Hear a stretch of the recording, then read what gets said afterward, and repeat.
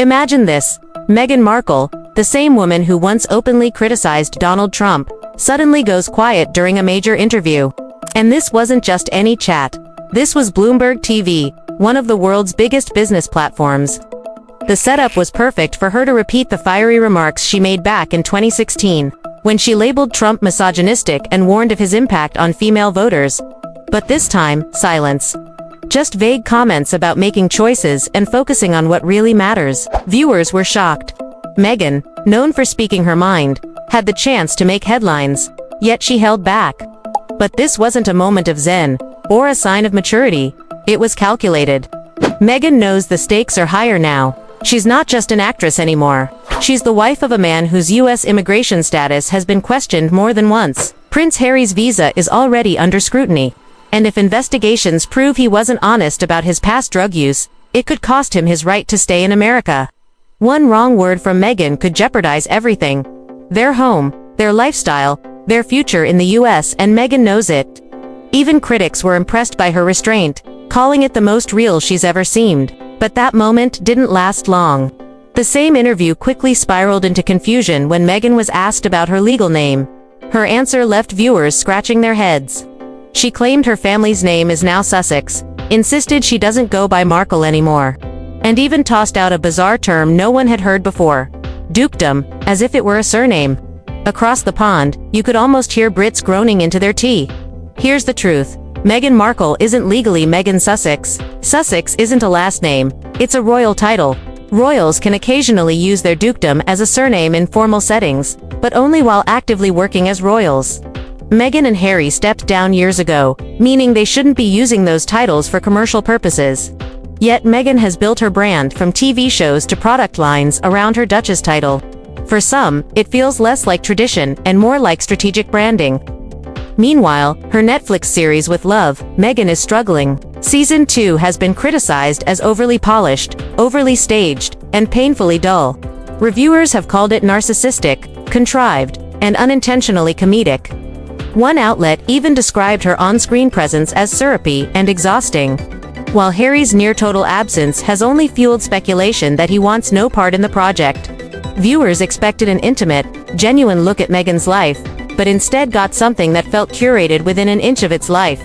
A glossy ad, not a reality. Meghan's defense hasn't changed. She says the media is full of clickbait, that articles about her are written to profit off her name. She claims she doesn't read any of it and that the press has built a fake version of her for headlines. But here's the irony. Meghan benefits from that same cycle of attention. She wants the spotlight and influence, but not the scrutiny that comes with it. The Meghan brand isn't just about $70 green juices and California estates. It's about total control. Control of the narrative, control of the image, control of the story. And when that control slips, cracks start to show. Take, for example, her story about wearing nude pantyhose while working as a royal. She painted it as a symbol of repression, proof of the strict, suffocating rules she faced at Buckingham Palace. But palace insiders tell a different story. According to multiple reports, no one dared to impose rules on Meghan. She arrived with her own team, her own strategy, and a strong sense of how to control her public image. The palace was more afraid of her reaction than she was of theirs. This narrative she is selling, of being a silenced duchess forced into conformity, is just one chapter in a carefully constructed tale. Tom Sykes, European editor of the Daily Beast, summed it up perfectly. Meghan owes her entire fame and fortune to the very institution she now criticizes. Without her royal title, she'd still be a relatively unknown actress. There would be no multi-million-dollar Netflix deal, no glossy interviews, new brand empire. The institution she paints as her oppressor is also her golden ticket. She monetizes the monarchy while denouncing it. Her image of relatability, the down-to-earth mom persona, is equally curated. She wants to appear like she's left royal glitz behind, yet every photo, every product, and every quote is filtered through a lens of luxury and influence. The entire setup feels like Montecito-style cosplay, a performance of simplicity that's anything but simple. The media is noticing. Reviews of her latest projects are brutal, calling them disconnected from reality, and serving fans, once fiercely protective, are beginning to question her authenticity. Meghan says she doesn't read headlines, yet responds to them with precision. She calls the media cruel, yet expertly uses it to amplify her voice. She claims to reject royal protocol, but brands herself with royal titles. Even her children's names are part of the controversy. Meghan insists her family's last name is Sussex, but official records tell a different story. Archie's birth certificate lists him as Mountbatten Windsor, a name steeped in royal tradition. Meghan's insistence otherwise feels like another attempt to rewrite reality. Titles, names, clothing, even emotions. All have become props in the Meghan Markle show. The deeper problem isn't just the occasional exaggeration.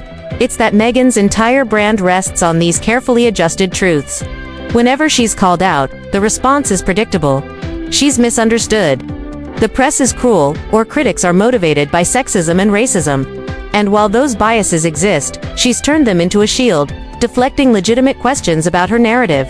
Even major outlets that once supported her are beginning to voice doubts. At some point, Meghan's critics argue, it's time to stop blaming the world and start answering questions.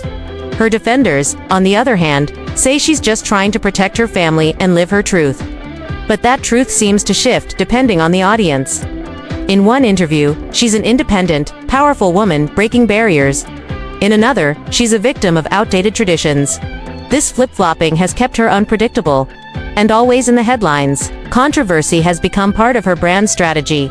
Staying relevant means staying talked about, even if that attention is negative. Meghan's relationship with social media reflects this duality too. She claims to avoid it completely, but her public presence is engineered for virality. Every outfit is meme-worthy. Every quote is ready for Instagram. She knows the algorithm better than most influencers. Then there's her stance on clickbait. She says every headline is part of a system designed to profit from her image, painting herself as a victim of capitalism. Yet Meghan is one of the system's most successful players. She has turned her brand into a marketing empire, turning every interview, appearance, and photo into buzz. That's not victimhood, that's mastery. But that strategy is starting to crumble. Audiences are seeing through the carefully scripted image. The inconsistencies are catching up, and with them comes doubt. The one thing no public figure wants.